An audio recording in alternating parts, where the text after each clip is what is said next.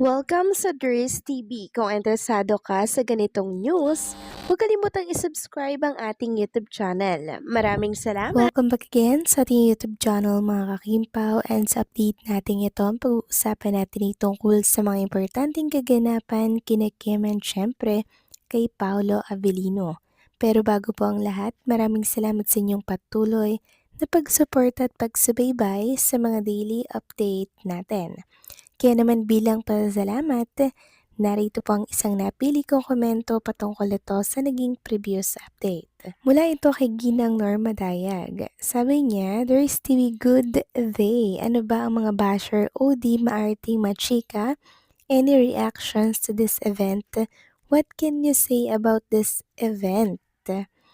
Mga kampon kayo kasi ng kadiliman, kayo Diyos na ang nagbibigay sa'yo ng mga sign na di nyo magigiba ang kimpaw. Saan na yung idol nyo? Ipinagyayabang nyo yung beauty ni Jay kaya pwede silang magtambal ni Jay. Sa movie titled The Beauty in the Beast, 'di ba? Supporting roles naman sila Odi and Marting Machika. Suggestion ko lang. OG, anong good suggestion ko lang, Ders? Maraming salamat sa komento, Ginang Norma Dayag.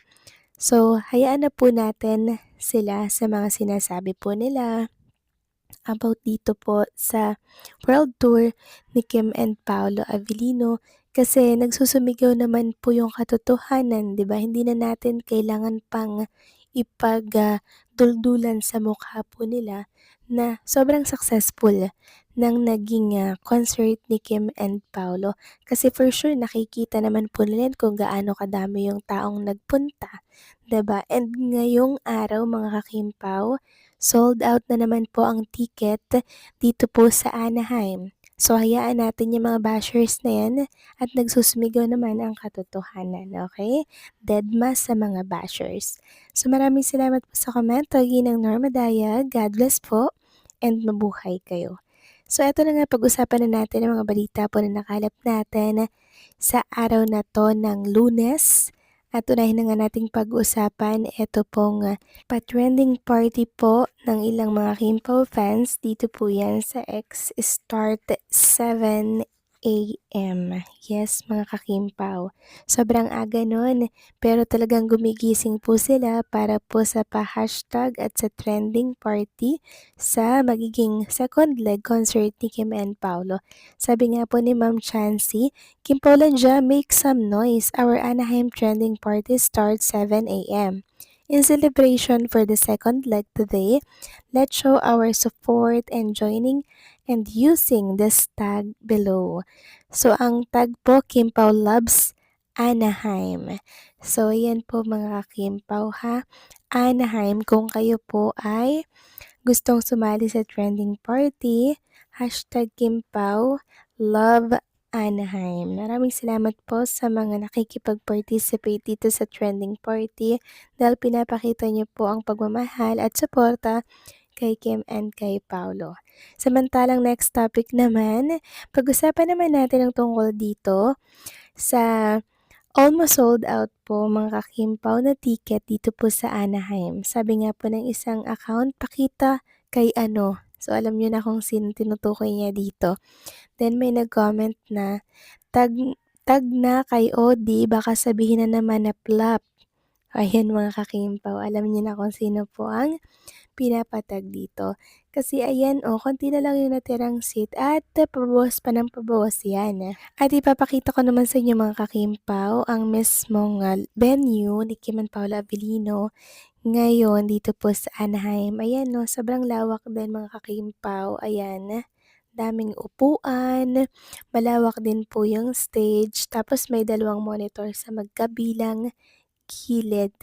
At kanina nga po mga kakimpaw, ang aga-agang nagising ni Kim and Paul Avellino para po sa kanilang rehearsal bago nga naman sumabak na naman sa second leg na concert nila dito sa Anaheim. Ito po ipapakita ko po sa inyo yung rehearsal ni Trinita Princess na talaga namang bigay todo na naman mga kakimpaw.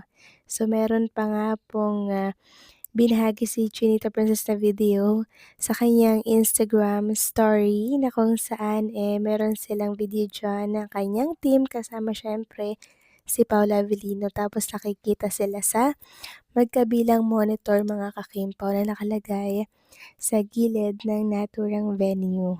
Sabi nga po ni Kim Chu, show 2 of 4 starts tonight. Anaheim, let's go this see you. So may dalawa pang concert na natitira si Chinita Princess or dalawa pang show pakatapos nga po ng ganap dito sa The Grove of Anaheim. And nakikita ko super successful mga kakimpaw dahil sobrang dami pa rin po ang bumili ng ticket. And bago nga po sumabak sa rehearsal si Chinita Princess mga kakimpaw, syempre nagkape muna siya kasi kape is life talaga kay Kim and kay Paula Avellino mga kakimpaw. Ayan po yung kanyang video or picture na binahagi sa kanyang account.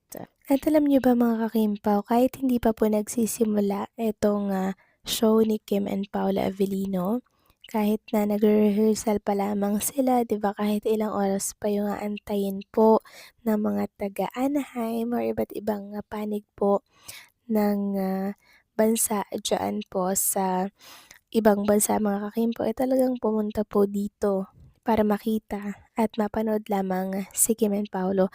So ganyan po sila kalakas sa masa na kahit 15 hours yung babiyahihin, talagang ipupush nila yan, makita lang nila si Kim and Paolo kasi minsan nga lang naman po itong mangyari. Papalagpasin pa ba natin ito? So kahit hindi pa po nagsisimula yung show mga kakimpaw, second leg ni Kim and Paolo sa Anaheim, marami na pong nag-aantay sa labas ng The Grove of Anaheim para po masaksihan ang nakakakilig at nakakatuwang mga show ni Kim and ni Paolo. So another set na naman po ng pagpapakilig ang gagawin ni Kim and Paolo Avellino dito po sa Anaheim mga kakimpaw. At huwag kayong mag-alala dahil ibabahagi na naman natin yung kaganapan dyan sa Anaheim. And advance congratulations kay Kim and Paolo, kay Carmel, sa talaga namang puspusan na pag-iensayo para lamang po mapasaya ang mga Kimpo fans, casual netizen, dito po sa ibang bansa. Nakikita ko na dudumugin na naman po etong show ni Kim and ni Paolo Avellino. Kasi sold out almost yung ticket para po dito sa The Grove of Anaheim. Kaya congrats in advance Kim Pao and Carmel. So paano mga kakimpaw, hanggang dito na lamang po ang update natin. Maraming salamat sa patuloy na pagsuporta.